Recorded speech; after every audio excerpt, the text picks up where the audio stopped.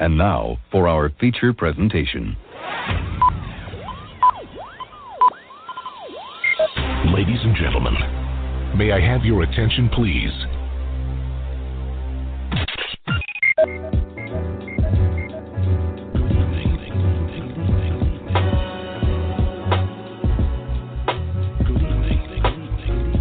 You're listening to Straight Talk with Dean and Mark. Call in to join the conversation at 646-668-8393. Welcome to Straight Talk with Dean and Mark. It's the six-man Dean Geronimo in the studio with Mark Lee, and we welcome you to yet another exciting episode of our show.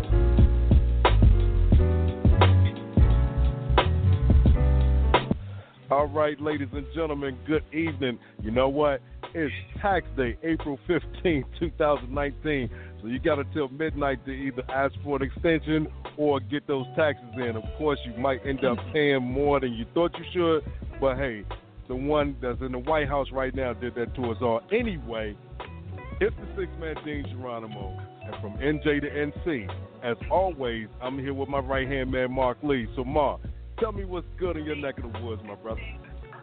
Well, you know, these have been some very trying times here in Durham, North Carolina. I'm sure that you were studying things and checking out what was going on nationally, but we had a gas explosion that rocked the whole block around Durham, and ironically, about 2 hours before that explosion, I had actually been at the bus stop right in front of that. So as I got to work and people were thinking about it and talking to that, I was thinking to myself, I was like, I was only 2 hours away from that explosion. So, you know, sometimes you just get to thinking about things in context when those kind of things happen. And you know, we celebrated the 150th anniversary for Durham on Saturday. My cousin, who's been on the show before, Verna Street, she came down and celebrated with us, did some Native American dancing.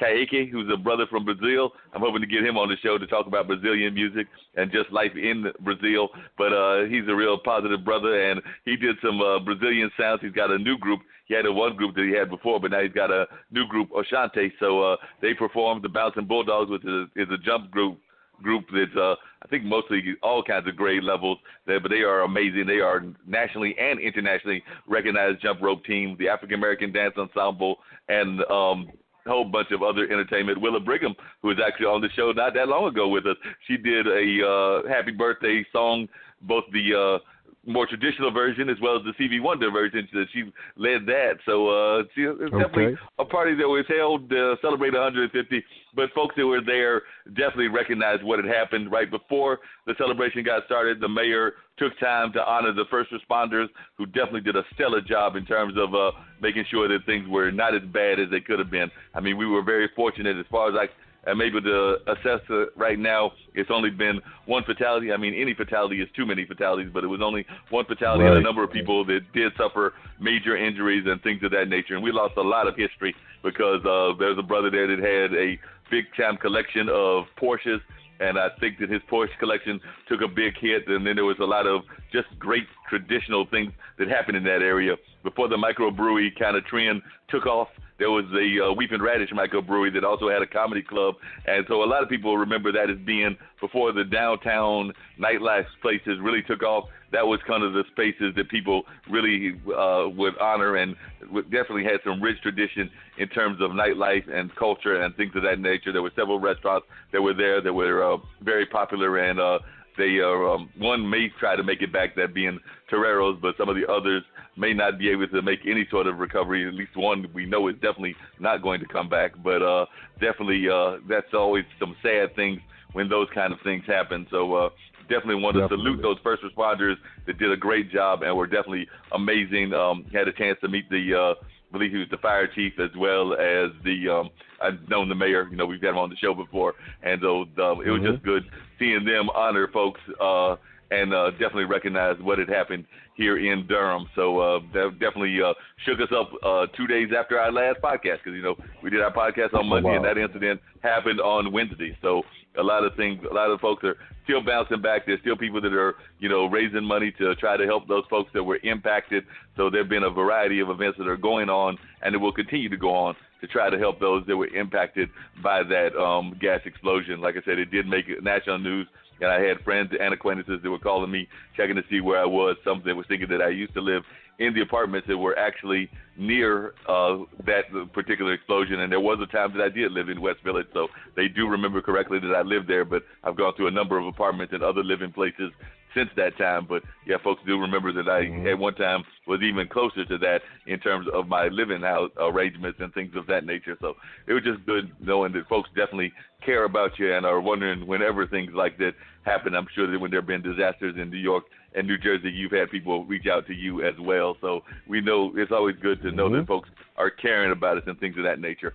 I don't know if Tony's going to bring this up later on, but, you know, speaking of sad news, I must give a shout out and definitely mourn the loss along with my good friend Archie. Archie Logan is a part of a band called Who's Bad, which is a Michael Jackson salute band. They are nationally recognized, actually internationally recognized, and he actually lost a son, a young son. I believe the son was only like 12 or 13 years old. So that just recently happened. I'd actually been asking Archie to come on the show to talk about his music career, and I know that he will come on at some point because I've known Archie for a long time, and he's definitely a great supporter of the music scene and just musicians around the area, and he's got some things that he would like to do visionary-wise in the music community. So I was just really sad when I saw that. My friend Sharon had posted that on Facebook that he had lost one of his, and to lose somebody so young, you know, it's always a shame when we lose people, but when you lose them so young in life, that just makes the tragedy even worse.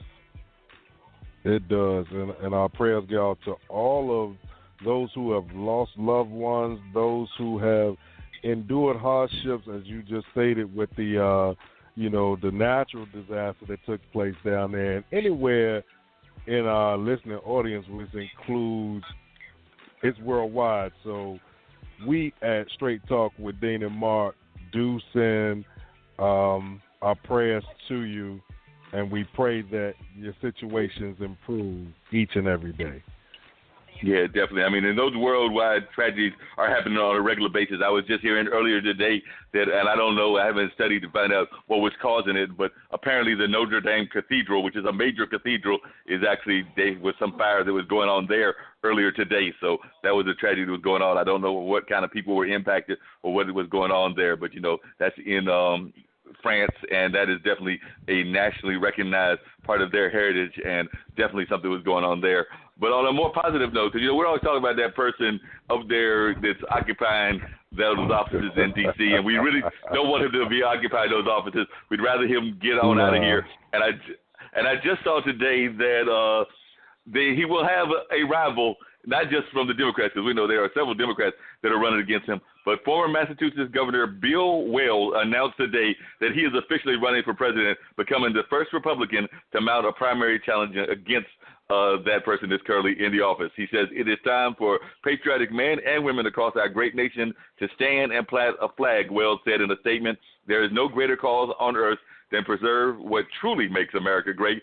I am ready to lead that fight." And so he was the 2016 Libertarian vice presidential candidate, and he talked to somebody from ABC and said that he was considering a primary challenge at that time because he didn't think that we had 6 more years of the antics, frankly, for one of a better word, that we've seen the last 2 years.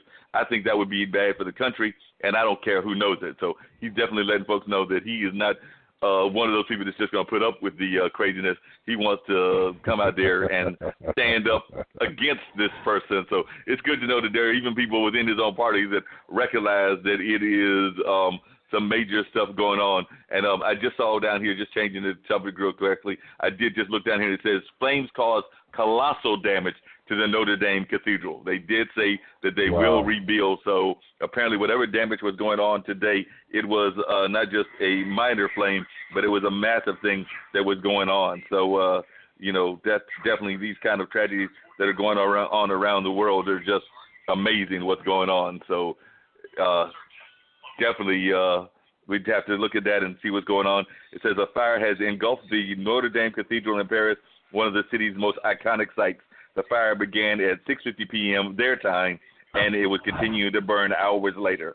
So it said that the main structure has been saved of the cathedral, and 2 iconic main towers are intact and have been saved as well. So we're glad to know that things have been saved and that folks are definitely working on trying to rescue as much as possible. But it does look like that iconic figure in terms of something that people that have traveled to Paris. I have not made it to Paris yet. That's on my bucket list, but I've not made it there. But those that have made it and have probably looked at that, I'm sure that they have great memories of that location and are probably wondering what it'll look like now that this has happened. So it just looks like a lot of things are happening around the world.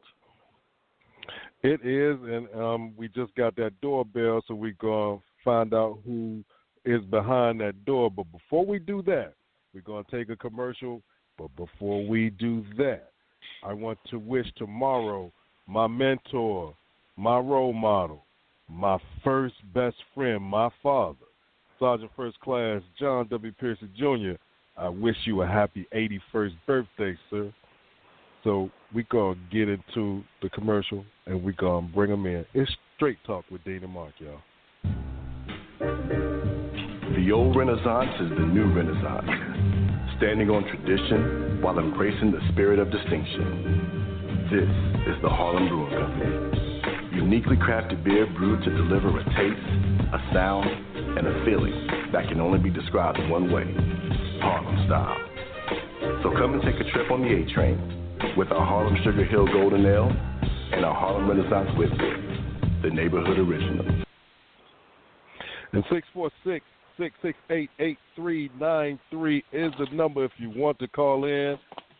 Right now, thank you, Mr. Springs, for calling in. You are on with Straight Talk with Dean and Mark.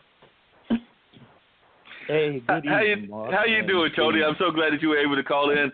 Tony, I've known you for a number of years, and I've known that you were involved in a lot of different things. Of course, I know you as a musician because that's primarily what kind of circles I would see you traveling around. But as I've learned over the more recent times, you've also done a lot of work in the reentry work, and you had sent me an email letting me know that this week, the week of April 24th, is National Reentry Week, which was designated by President Obama. So I was just wondering if you could tell me a little bit about how you got involved in this, because, like I said, I know you more as a musician because you're with one of the, in my mind, one of the top bands around this area in terms of getting out there and being nationally known and even having performed for people like President Obama. So I was just wondering if you could tell us a little bit about how this part of your life came around and how you got involved in this cause.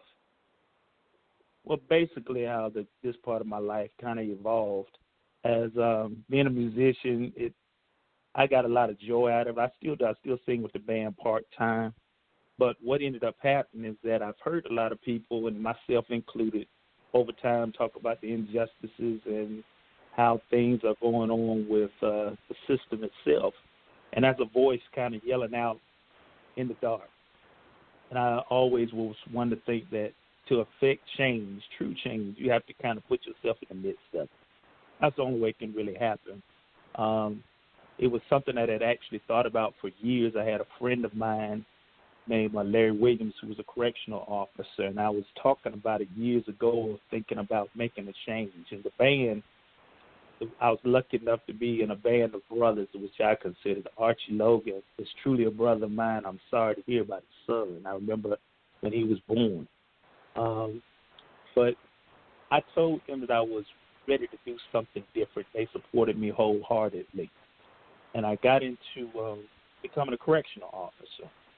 And as I started working in corrections, the state of North Carolina has made the point to look at reentry and look at the fact that we have a lot of people, we have a lot of incarcerated men and women that are one day going to come back home. They're not going to stay locked up forever. They're going to stay incarcerated forever.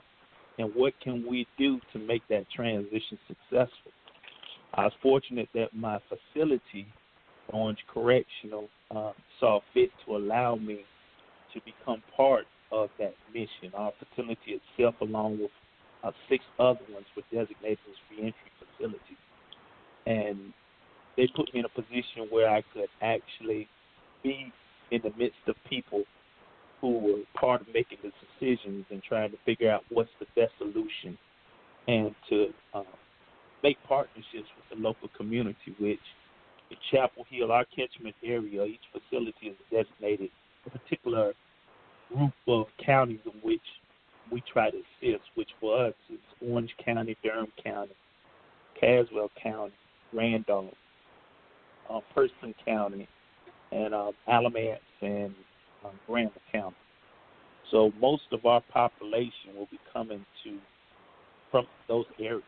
and they're usually designated, whereas we're looking at trying to affect change with them